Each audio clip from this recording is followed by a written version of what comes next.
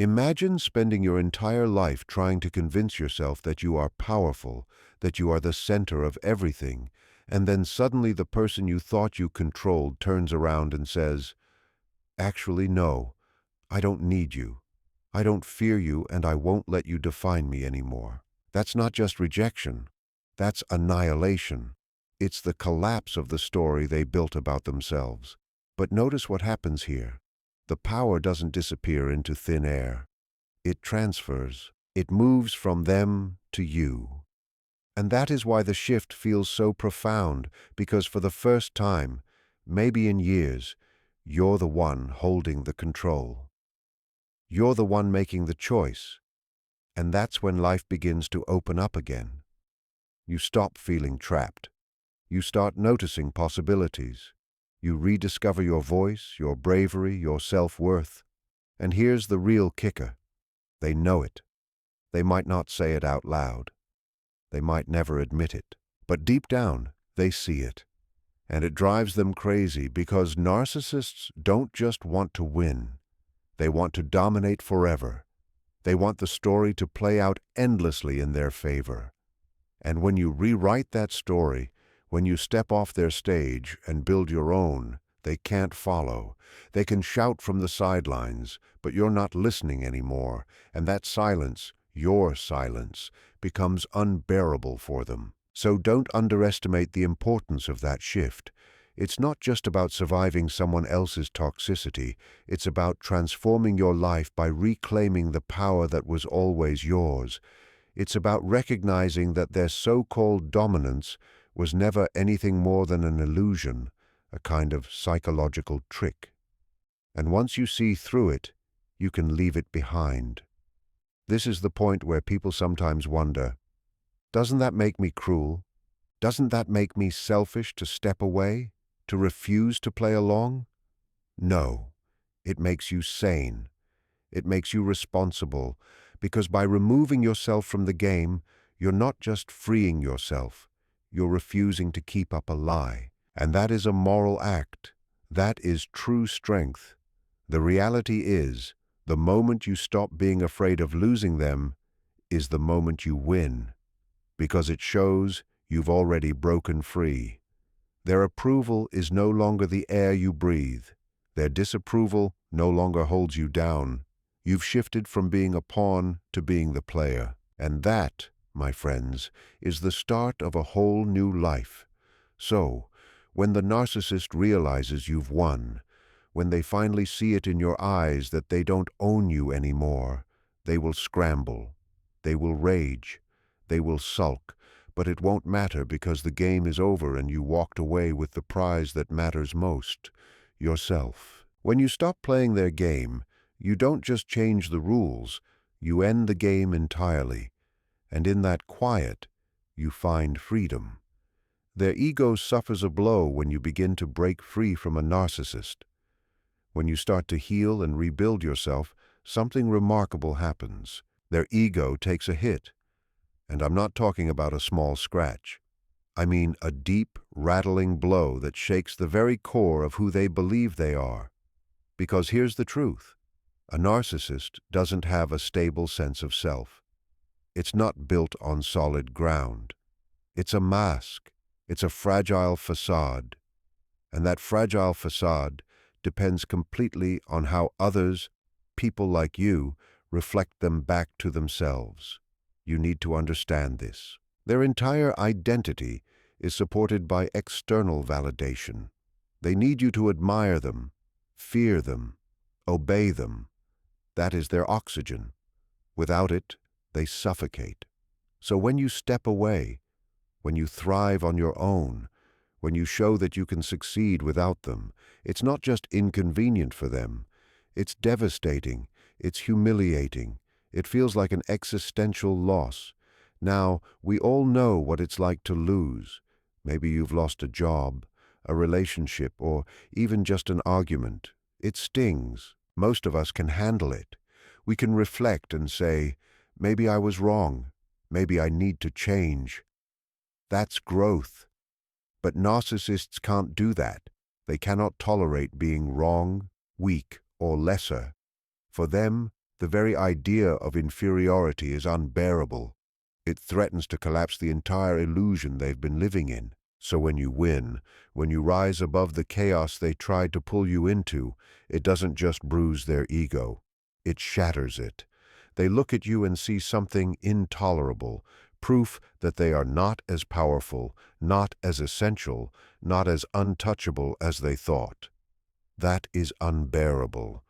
And that is when you see the rage, the bitterness, the desperate attempts to drag you back down. It's like dealing with a spoiled child who's been told no for the first time, except this child is grown, cunning, and willing to use every trick in the book to defend their fragile ego. They lash out. They accuse you of betrayal. They rewrite the story to make themselves the victim. Why? Because they cannot accept the reality you've shown them. They cannot accept being proven wrong. Here's the beauty.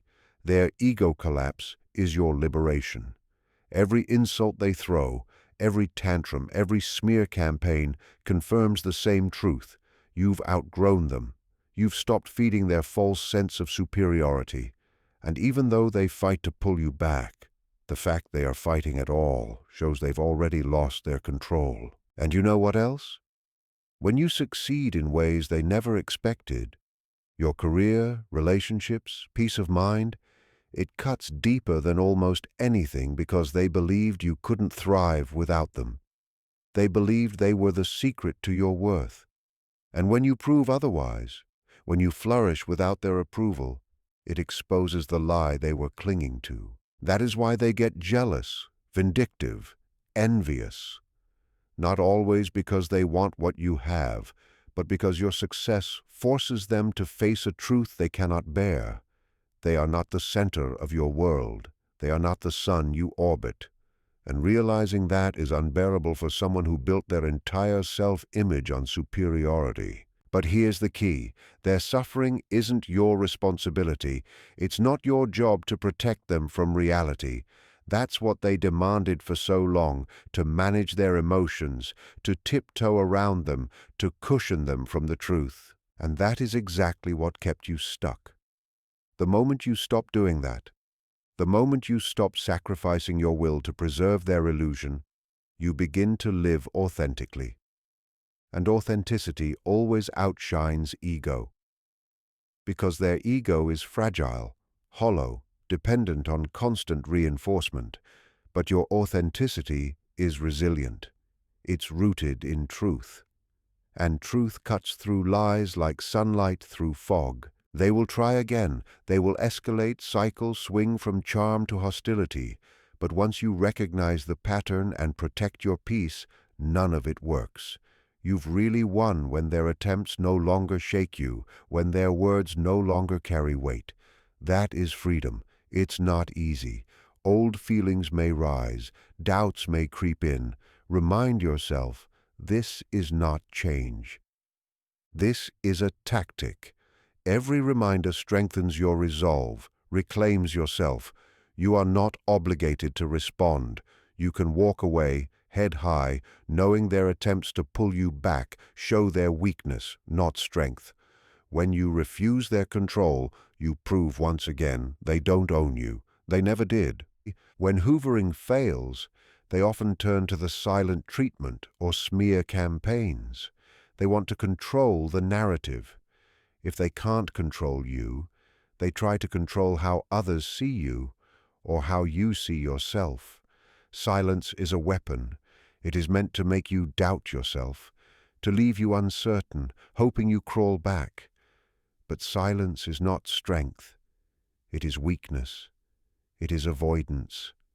It shows they cannot face that they've lost control over you. So they retreat, hoping you'll mistake their absence for dominance. And when silence doesn't get the reaction they want, the smear campaign begins. This is when they turn outward. They start telling stories about you, half-truths, exaggerations, or outright lies. They portray themselves as the victim and you as the villain. They tell friends, family, colleagues, anyone who will listen, that you're unstable, selfish, cruel. Why do they do this? Because if they can't control how you see yourself anymore, they will try to control how others see you. They feel the need to protect their image, to shield their ego. And if they can make you look bad, they think it makes them look better by comparison. Of course, that hurts. It hurts to be misrepresented, to have your name dragged through the mud. It feels unfair, unjust, even maddening because you know the truth. But the truth gets buried under the weight of gossip and slander, and that's why it's so insidious. But here's the key. When they smear you, when they weaponize silence, it's not really about you. It's about them. It's about their desperation, their inability to accept defeat, their refusal to take responsibility, their frantic attempt to salvage a sense of superiority by any means necessary. And if you can remember that, if you can see the smear campaign for what it is, you take away its power. That doesn't mean it won't sting. It doesn't mean it won't have consequences. But it does mean you don't have to let it define you. Because the people who truly know you, the ones who've seen your character, your integrity, your heart, they won't be swayed by lies. And those who are swayed, maybe they weren't the people you thought they were. As for the silence, don't underestimate the power of your response. When someone withdraws to punish you, the strongest move is not to chase them, not to collapse under the weight of their absence, but to stand firm in your own worth, to recognize that silence is just another tactic. Tactics lose their force when they no longer work. The more you resist, the clearer it becomes. You've broken free. You're no longer dancing to the rhythm they set. You're composing your own music. And the narcissist can't tolerate that because their game was always about control. Once you stop reacting, once you stop letting silence or slander dictate your reality, they've lost. Every insult whispered behind your back, every cold shoulder, is evidence of their desperation. It's not power, it's flailing. It's struggling against a truth they cannot undo. And the truth is, you're no longer under their spell. So here's your challenge. Don't let their silence convince you you're unworthy. Don't let their lies make you doubt your truth. Instead, let both be reminders of how far you've come. The very fact that they have to resort to these tactics proves they've already lost what mattered most, your compliance. And in that loss, you find victory. Not because you fought back with equal venom, not because you silenced the lies or filled the silence with noise, but because you rose above it. You refused to let their desperation dictate your reality. That is the turning point. That's when you stop living under the shadow of manipulation and start living in the light of your own freedom. Their silence and their slander only prove what they fear most, that you've broken free and they can't reach you anymore. Your growth becomes unstoppable. While the narcissist scrambles with silent treatments, smear campaigns, desperate attempts to hoover you back in, something else is happening on your side. You're growing. Growth often starts small. You wake one morning feeling lighter. The anxiety that used to grip you when their name comes up, when you think of their next move, fades just a little. You notice small moments of peace, smiles that happen for no reason. At first, it feels almost foreign, because calm is strange after years of chaos. But slowly it becomes the new normal. Don't underestimate how transformative this stage is. You're not just healing, you're rediscovering yourself. Passions, friendships, strengths buried under years of manipulation resurface. You see possibilities again, new careers, healthier relationships, hobbies that bring joy. You're building an authentic life, not one designed to keep someone else comfortable. And growth isn't easy. You'll stumble. You'll doubt. Some days the past will call, tempting you to retreat. But every time you hold your ground, every time you refuse to go back, you strengthen your new roots. Soon, you realize you're not just surviving, you're thriving. The narcissist can rage, slander, scheme, but your growth comes from within. Once you taste freedom, once the weight lifts from your shoulders, you'll wonder how you ever lived without it. You'll see the chaos, manipulation, endless cycles for what they were, a cage, and you'll know in your bones that you were never meant to stay there. From their perspective, your growth is unbearable. It's a constant reminder of their failure. They might try to minimize it. You're not really that successful. They might dismiss it. You only did that because of me. They may even try to sabotage it. But none of it changes the fact. You've broken free, and you're flourishing. Every attempt to diminish you only proves the truth. They've lost, and you've won. Here's the challenge. Don't hide your growth out of fear. Don't dim your light because it unsettles them. That's exactly what they want. For you to shrink, to stay small, easier to manage. No, shine brighter, stand taller. Your full existence is proof of freedom. The more they tried to break you, the stronger you became.